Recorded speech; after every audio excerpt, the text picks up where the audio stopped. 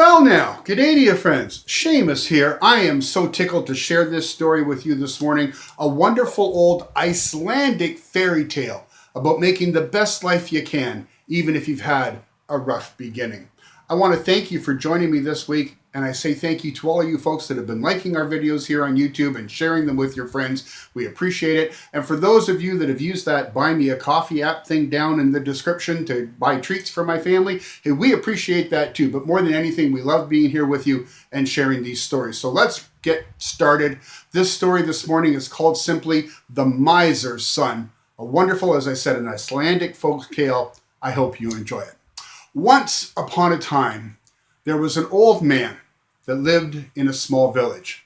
He lived with his wife and their eldest son in a tumble-down old cottage. So bad, in fact, was the cottage that most of the people in the village said that it wasn't fit for pigs. The thatch on the roof was thin and bare in places, and you know that the rain leaked in, and the windows were covered with rags. The door was held on with a couple of ratty old leather hinges, and the old man and his wife and their son walked around dressed in not much more than rags. And you would think that they were the poorest family in the village, but in truth, that old man was the richest in the entire county.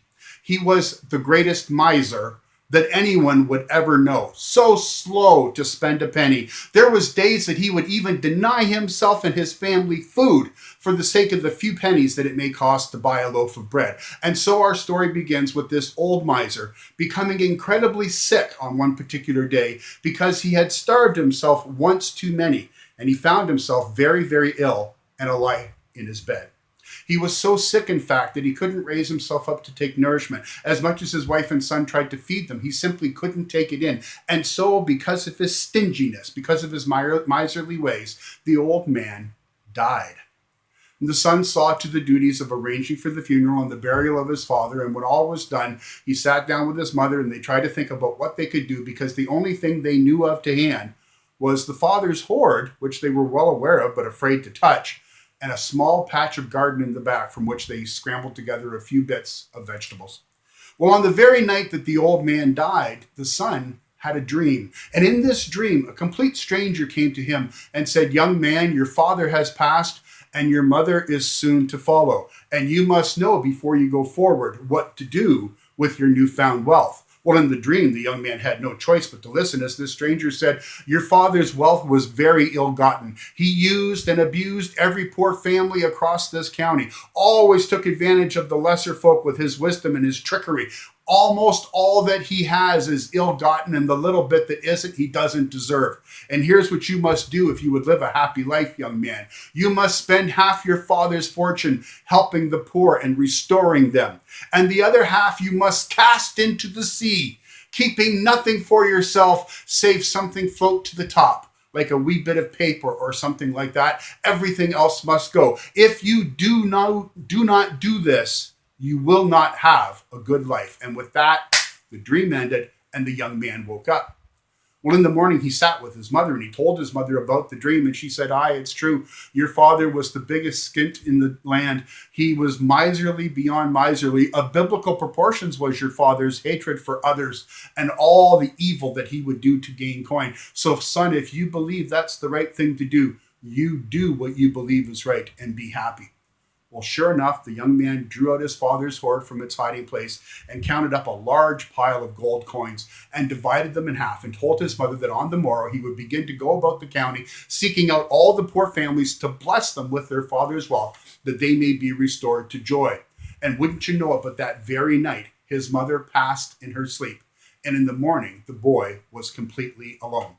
Well, he saw to the arrangements and he saw to his mother being buried beside his father, and off he went doing what he promised he would do. He took half of his father's fortune and went up the highways and byways of his county across his shire and sought out every poor family and cleared their debt, restored their homes, did the repairs, bought food, whatever was needed to be done to take care of those less fortunate in his community. And when all of that was done, he loaded up the balance of the gold coins in a large sack, and early one morning he trudged his way through the forest to the edge of the sea, and climbing out onto a long rock that pointed out over the water, he walked to the very edge, and taking the sack, he said, "I will not live by my father's evil." And he swung the sack over his head and launched this canvas bag of coins out over the water. He saw it hit and sink below the waves where no one could ever tell that anything had ever been there, except that as he watched up to the surface floated a little crumbled up bit of paper.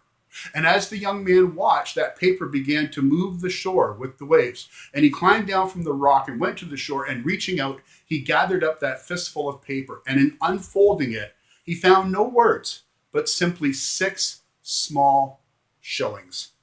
And that was now all that he had in the world. Well, he went back to his home, which was never much of a home, and he went back to the place of his parents that were never much by way of parents, and he knew that if he was going to make himself a new life, he needed to make a new life. And the very morning he packed up his few meager belongings and he left the village and took the first road that he found and went wandering.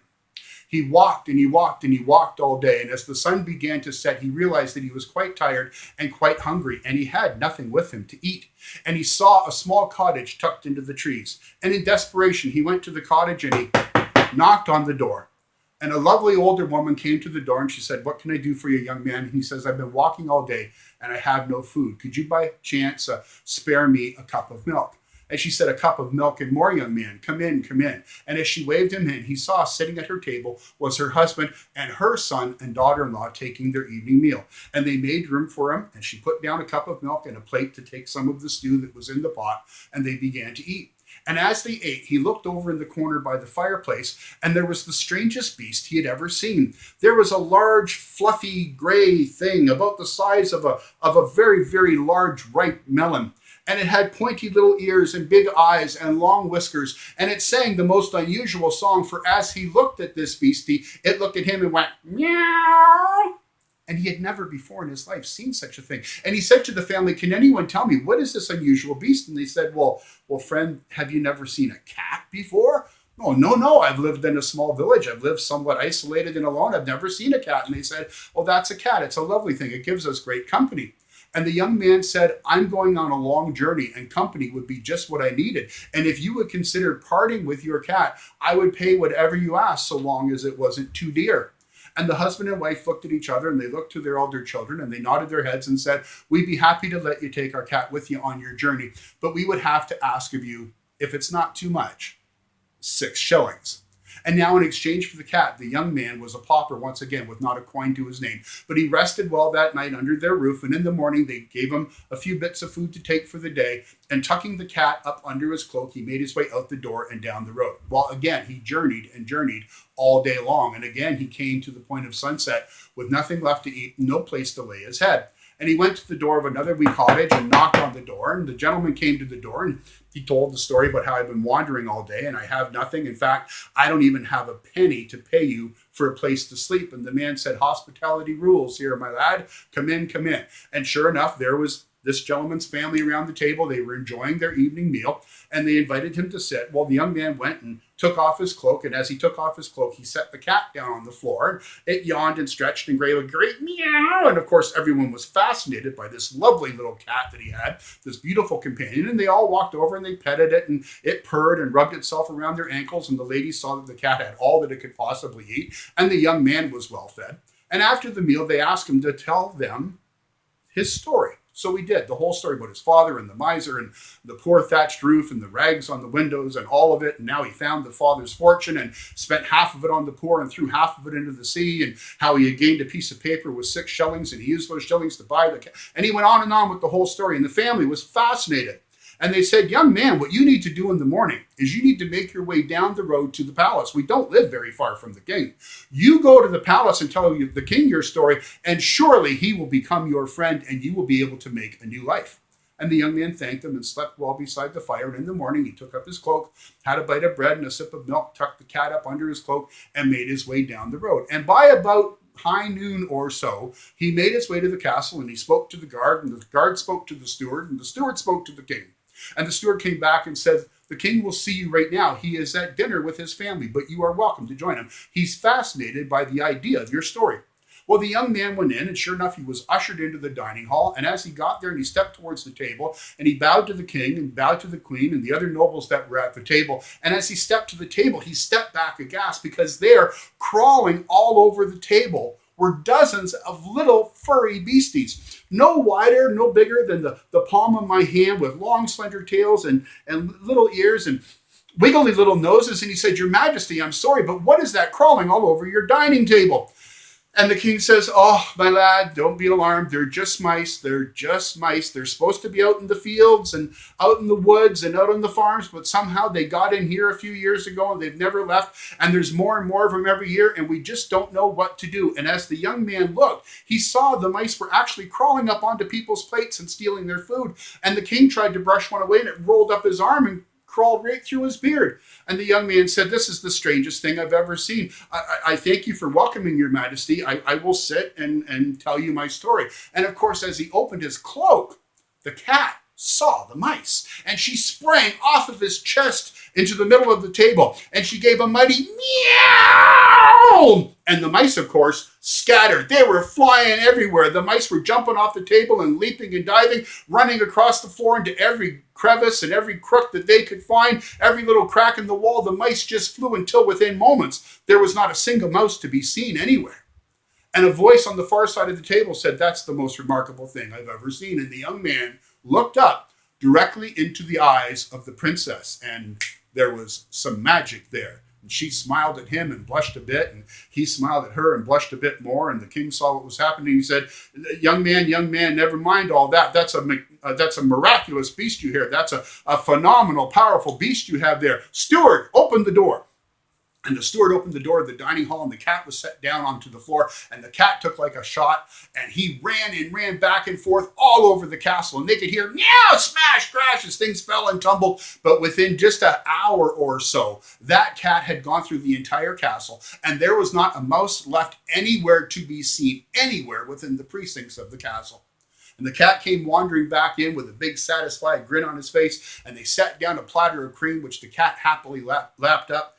And the young man sat down at the table directly across from the princess. And the king said, Young man, that was the most remarkable thing I've ever seen. Surely you have won a wonderful reward. But first, please tell us your story. And the young man went through the whole story about how his father was a miser, and he died with a great fortune, and he spent half the fortune on the poor and threw the other fortune away. And there was nothing but a twist of paper with 6 little shillings with which he bought the cat, and he went to another. Well, the whole story. And the king just sat there and said, that's just fascinating. That's almost miraculous that you landed here at my table. And young man, you're obviously wise beyond your years, and you have a good heart to do that very thing. So I offer to you today 2 choices, young man, 2 things that may change your life. You can become my prime minister and serve me in the administration of my kingdom as a member of my staff, the senior member of my staff. Or if you would rather, you may court and marry my daughter, the princess, become a member of my family, and in time rule with her when I leave this mortal coil. Well, the young man looked down at the table, and he looked across the table to the princess, and the princess smiled again and blushed a bit, and she gave a little nod, and the young man smiled a little bit and blushed a little bit and turned back to the king and said, Your Majesty, I would much rather be a member of your family than a member of your staff. And if it would please you, Your Majesty, I would very much enjoy the courting and the wedding of your daughter. The king looked at his wife, and she nodded her head, and the king looked at his daughter, and she nodded her head, and the arrangements were made, and within a fortnight they were married. And in time, of course, the king would pass, and the young man, fortunate enough to marry the princess, would rule that entire kingdom. The miser's son now come into his own, taking the worst of his beginnings and making a very happy life. And yes, no one has to ask that the miser's son and his princess bride, oh, and the cat, well, they all lived happily ever after. I do thank you for joining me today. I hope you enjoyed the story. Feel free to share it out with your friends. We'll be back in just about a week with another tale, something just for kids this coming week. Until then, please take good care of yourselves, take care of each other, and we will see you soon. Cheers.